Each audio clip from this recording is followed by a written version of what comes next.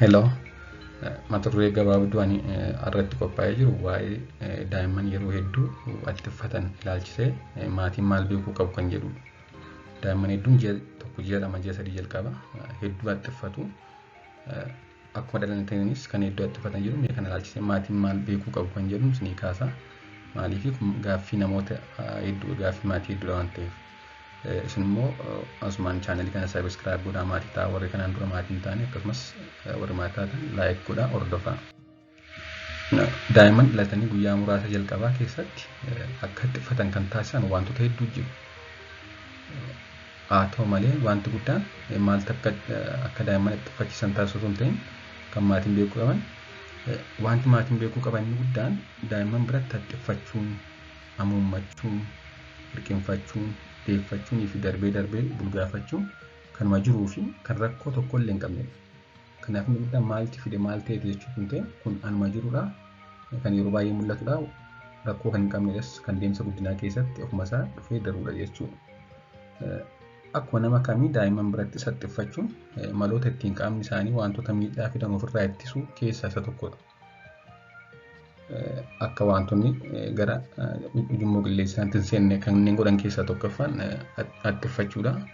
Attiffachuun kun immoo akkaataa itti qaamni keenya wantoota adda addaa itti ofirraa ittisu jechuudha. Kanaafuu akkuma nama guddaa daa'immanis attiffachuudhaan akka wantoonni gara somba isaaniitti hin deemne wanta funyaan isaanii keessaa isaan tuttuqoo jiraatti attiffachuudhaan baasu jechuudha of keessaa. Dabalataan daa'imman afaan isaanii caalaa qilleensa fudhachuuf baasuuf funyaan isaanii fayyadamu. Keessumaa waggaa jalqaba daa'imman hundumtuu funyaan isaanii qofa fayyadamu qilleensa fudhachuuf. Akka nama gurguddaa yoo funyaan isaanii cufate karaa afaaniin fudhatan jechuudha. Kanaaf wantoonni xixiqqoon funyaan isaanii keessa jiraannan attiffatanii baasuu qabu jechuudha. Funyaan isaanii dhiphaa waan ta'eefis waanuma xiqqootu cufuu danda'a waan ta'eef cufee isaan keessaa qorqoraa yeroo kana immoo attiffachuu barbaaduun attiffatuuf keessaa baasu jechuudha wanta sana. Kanaafuu daa'imman nama gurguddaa caalaa yeroo hedduu attiffachuuf funyaan isaanii qulqulleessu kan eegamuu fi kan barbaachudha jechuudha. Maaliif funyaan isaanii qofa fayyadamu qilleensa fudhachuuf baasuu fi akkasumas immoo funyaan isaanii dhiphaa waan ta'eef waanuma xiqqootu cufuu danda'a jechuudha.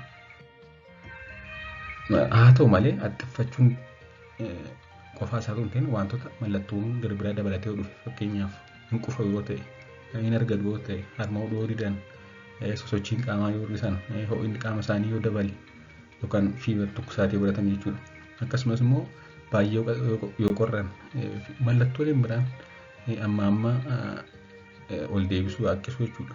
Mallattooleen biraa jiraannaan ogeessa fayyaa mariisuun baay'ee barbaachisaadha jechuudha. Kanaan alatti garuu attiffachuun qofti rakkoo tokkittii kan hin qabnee fi kan ofuma isaa dhiisudha jechuudha. Galatooma sabiskiraayib laayikii gochuun dagatina.